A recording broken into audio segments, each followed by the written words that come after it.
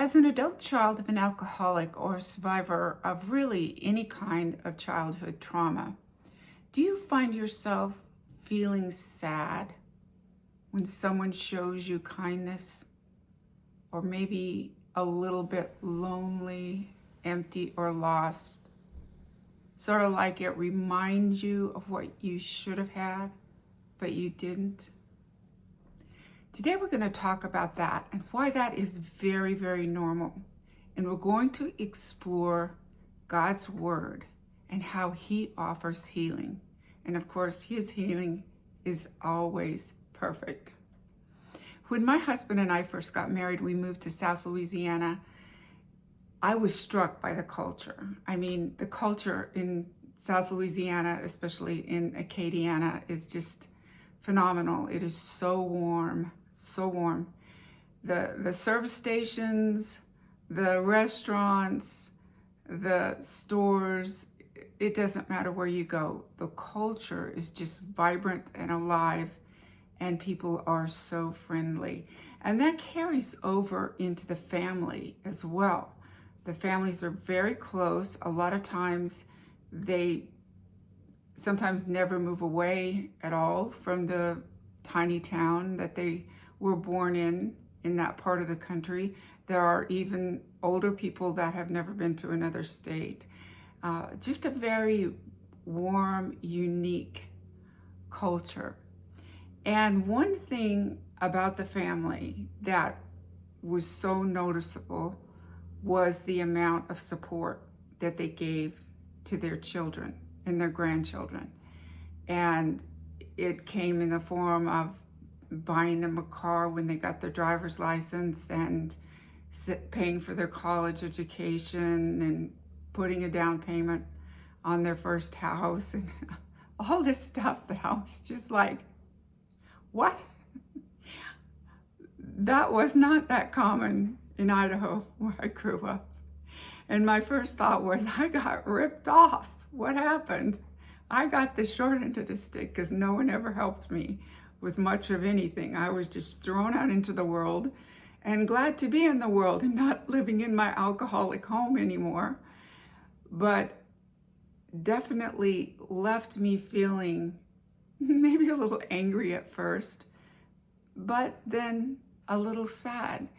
And it's perfectly normal when you're reminded of what you didn't have and probably what you should have had, for you to feel sad. But you feel weird about it, right? Because you're like, listen, I'm an adult. I should be past that. Why is this bothering me? Or if you're a mother, you're thinking, I'm supposed to be an example for my children, and here I am feeling sad about something that I didn't get when I was a kid. But in spite of all of that, it's very, very normal. Because in all honesty, you didn't get it. And it's even okay to grieve it. Today we're going to look at God's Word, what He says, because we know that with the Lord there is the ultimate healing. He's the ultimate healer. And if we want something that's lasting, it's going to be the healing that we get from Him. St. Augustine famously said, "Our hearts are restless, O Lord, until they rest in you." And that is so true. You can pursue a million things in this life. You will never find true peace until you give your heart to Jesus. So let's look at God's Word and see what kind of healing He talks about.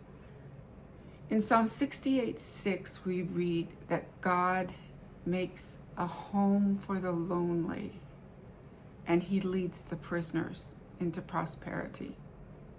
Now, one of my favorite ways to read God's Word, to dwell on God's Word, to profess my faith in God's Word, is to recite it back to Him and to say to Him, Lord, I thank you that you make a home for the lonely. And that's me, Lord. That's me. Maybe on any given day, that's me.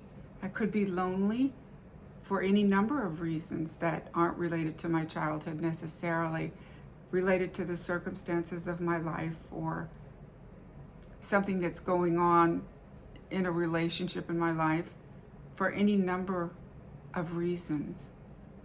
But God makes a home for me in the loneliness of that day, even of that minute. If I'm feeling right now lonely, God makes a home for me, and He leads me into His prosperity, which is the only, again, real prosperity. We can have financial prosperity, but if we don't have spiritual prosperity, there's always going to be something missing. In Genesis 16:7, we read the story of Hagar. Now, Hagar was Sarah's maid, and actually, I think her name was still Sarai. I think it was before her name was changed. And Sarah was, of course, Abraham's wife, and Abraham and Sarah were waiting for the promise of a child, and Abraham was getting up there, and the child hadn't come. And they were both getting impatient, I'm sure, and wondering if the Lord had spoken to them, if they're anything like me. And then looking back on a word that the Lord maybe gave them a few years ago, and it hasn't taken place yet. And they were getting, some doubts. Did you really say this, Lord? Or is this really what you want? Is this your plan? So Sarah had the bright idea to let Abraham sleep with her handmaid. And Abraham, he didn't seem to mind the idea either, so he did exactly that, and the handmaid became pregnant. But instead of Sarah being glad about the handmaid being pregnant and rejoicing in the coming life, she abused her and eventually cast her out of the community. And so she wanders off into the desert and ends up crying by a spring. And the angel of the Lord appears to her and tells her to cheer up, that she's going to have a baby and he's going to be the father of a great nation. And so Hagar names that spring, I think it's En-Hakakori. I don't know for sure if my pronunciation is right, but it means thou art a God who sees. And that's such a comforting verse, because the Lord sees our broken heart. And I've talked about this verse before, but in Psalm 147:3, we read how the Lord heals the brokenhearted. Not only does He heal the brokenhearted, He holds that heart in His hand until it heals.